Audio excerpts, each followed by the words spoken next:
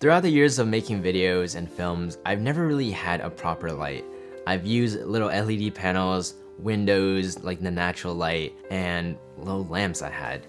And that's why I felt like a lot of my videos just looked really amateurish.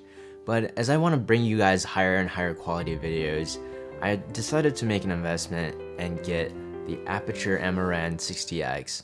Open it up. Compact little guy. Here's the power cord. Here is the light. Usually you can mount it on a tripod, regular tripod, or you can use a C-stand. As you can see, you can angle this in like many different ways, but essentially you can use this to connect this wirelessly, put the batteries in, and then you can just plug this into the light. Here is the little light dome. Put it in, twist. But I'll be using a lantern attachment. Let's turn it on. Striking. Wow. So it has a little fan, a little bit of noise. It's okay. Keeping the light cool, you know? And then this is at only 40%, so you can go way bright with these lights. Wow. Earlier I was low-key worried that this is kind of small and it's not bright enough, but for a regular size indoor room, this is more than enough. And you can definitely use this as like a fill light and stuff. Super cool, wow. You can control brightness, right? And then you press it to 100, press it again to 20, so you can change it faster like that. And then you hold it, and that's how you change the white balance. That's it, yeah. And then you can connect it to Bluetooth, and you just use the Sidus Link app. Pretty simple. I probably don't need that because it's not really too complicated, just one light setup. And now let's set up the lantern with it. All right guys, so inside here is the lantern attachment from Aputure. You can basically use this to block light from the sides. It's a little bit bigger than I thought. So I'm gonna clip these little white bands onto the nail. So you just push down, and then at the bottom, clamp it onto those clamps right there. And once you get it on, you just tighten it. Boom. Now you have like a big lantern. And this can just make the light a lot softer and naturaler on the face. And there's like all these Velcro attachments. So you kind of just like attach the Velcro. Now you can essentially cut light. If you want to reveal one part, leave it open like that. You know, you don't have to block out the whole thing. All right guys, so I have a C-stand right here. Now we'll just turn it on. Striking. It's a lot softer of a light. Like, look at the shadows being created in the back wall and all this wall, right? This is with the softbox, and if you take off the softbox, you see how harsh those shadows are. But if you don't want to buy a softbox, another way you can create these shadows is if you just tilt this light up onto the ceiling, and you can see all the shadows are gone, right?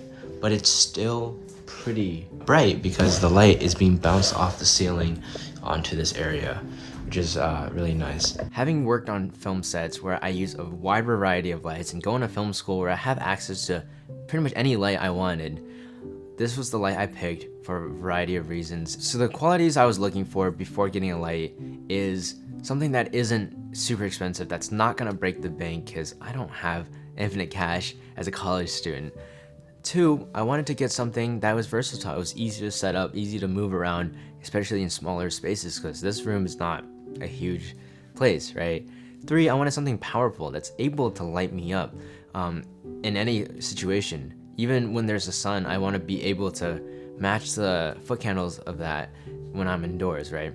You're not going to be using this light outside, obviously. 4, I wanted something that is high quality, that isn't going to break, and is from a brand that is tested and a brand that has the technology to make the light good. And that's why I chose this light, because it fit every criteria. And it's honestly such a good investment. I've used it for the last 4 months, and it's truly been a game changer in my workflow, and I've used it on every single episode of podcast I've made. And if you guys want to know how you can build a career in filmmaking, definitely check out this podcast.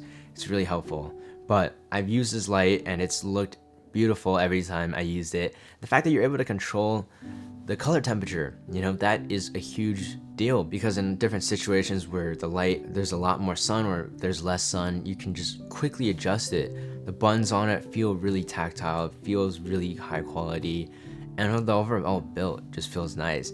I got a lantern on it because it's a hard source light, so I wanted something to make it soft to look good on the face, especially on a podcast when there's someone sitting across from me and having only one light. Having a light that can light both of us at the same time is exactly what I wanted. You know, I don't want to be spending so much time setting up tons of light domes and all that stuff, right? And if you guys are looking for light as well, this is an amazing light. You can check it out in my description. But also, I would recommend like really knowing exactly what it is that you want the light for, right? If it's for YouTube videos, getting a small LED light is great. But if you want to be a professional DP, maybe you're just considering renting the lights every time. Because, I mean, as nice as this light is, it might not fit like the bigger narrative sets. Though, I do want to try this out on my DP career journey, whatever, just to test it out on actual film shoots. Because I bet this could go far. All my roommates are film students at USC as well, and this is a light that a lot of them really like to use as well. So, it's really a great light from Aputure, and after you see this video, have I got any other lights? I'll have to try some for the audience. You know, when I was getting this light, I was also a little worried that it might not be strong enough because it is kind of small, but it's absolutely strong enough.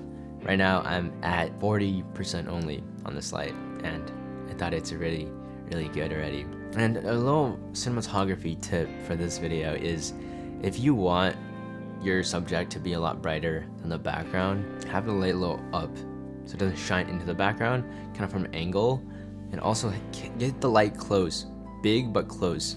So then it's like the inverse square law where like the light drops off as it gets further away. So if you're really close to the subject, he's bright, but it drops off before it hits the background. If you move this light back more and you turn the exposure up on the camera, then I'm gonna be pretty much equally as dark as the background because it drops off before it really touches me. So that's just like a fun tip I learned. And if you guys want to improve your cinematography skills, check out this video right here, and I'll see you there. Peace out.